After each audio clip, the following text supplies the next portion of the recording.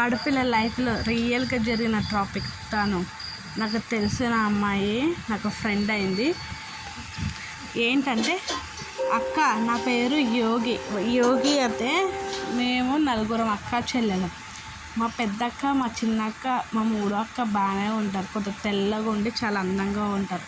వాళ్ళ తర్వాత పుట్టిన నేను కొద్దిగా చామన్ సాయిగా ఉండేదాన్ని. ఉంటే అలా మా అమ్మ మా ఇద్దరు అక్కలకి మ్యారేజ్ చేసేసాక మేము మా పెద్దక్కకి రెండో అక్కకి తొందరగా చేస్తే మా మూడో అక్కకి కూడా చేసిన. అలా రోజులు గడుస్తుండగా నేను చదువుకోవడానికి వెళ్తూ ఉండగా మా ఫ్రెండ్స్ అందరూ నన్ను ఏమనేవారు అంటే, ఒక గే చూసినట్టు నువ్వు అసలు ఆడపిల్లవేనా, కొజ్జేదానవా అని నా మొహం మీదే అడిగేవారు స్కూల్లో టీచర్తో సహా అందరూ.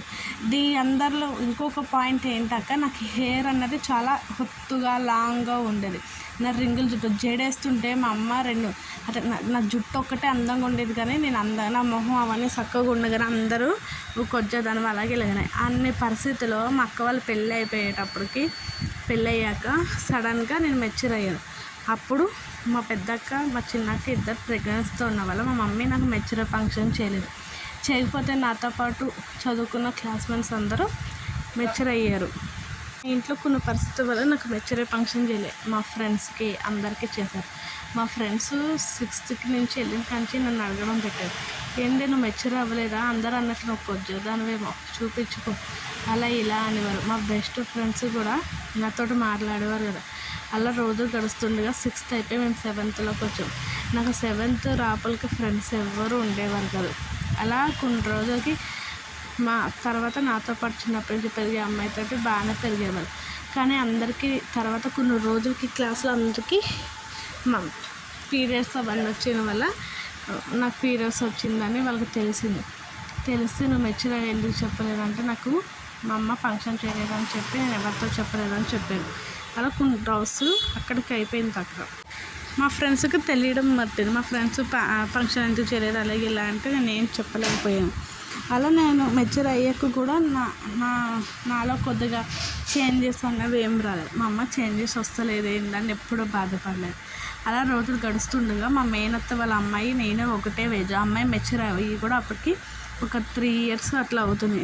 నన్ను ఒకసారి మా మేనత్త పిలిచి, నువ్వు అసలు పెద్ద మనసు అయ్యావా, మీ అమ్మ చెప్పలేదా అంటే, నేను అయిపోయాను బాప్ప కానీ అమ్మ ఎవరితో చెప్పొద్దు అన్నది, మన పరిస్థితి బాగాలేదు కదా అమ్మ అన్నారు అనేసి కోరుకున్నాం. అయితే మా మేనత్త నన్ను టెస్ట్ చూపించమని అడిగింది అక్క. అప్పుడైతే అదేంటి మా బాప ఇలా చూపించమంటుంది, నాకు కళ్ళంటే నీరు గుర్రు అని తిరిగాక తిరుగుతూ బాప ఎందుకు బాప అలా చూపించమంటుందంటే చూపించానంటే చూపించాను. మా మేనత్త సరే వెళ్ళిపో అని అంటే నేను స్కూల్కి వెళ్ళిపోయాను. స్కూల్ నుంచి వచ్చాక మా అమ్మతో చెప్దామంటే ఎక్కడ గొడవలు వస్తాయని చెప్పలేదు. అలా కొన్ని రోజులు గడుస్తూ ఉండగా మా అమ్మ నాకు బాదం పెట్టడం స్టార్ట్ చేసింది. బాదం పెట్టడం స్టార్ట్ చేశాక నేను కొద్దిగా గ్లో అన్నది వచ్చింది. అలా కొన్ని రోజులు నా 10th అయిపోయినాక కొన్ని రోజులకి నాకు మ్యాచెస్ చూశారు. నాకు ఫస్ట్ మ్యారేజ్ అయిపోయాక నాకు మ్యారేజ్ అయిపోయింది. నాకు మ్యారేజ్ అయిపోయి మొత్తం ఇంటికి వెళ్ళాక నేను హ్యాపీగా ఉన్నాను. కానీ నన్ను అన్న వాళ్ళందరినీ చూసినప్పుడు నాకు భలే కోపం వచ్చారు.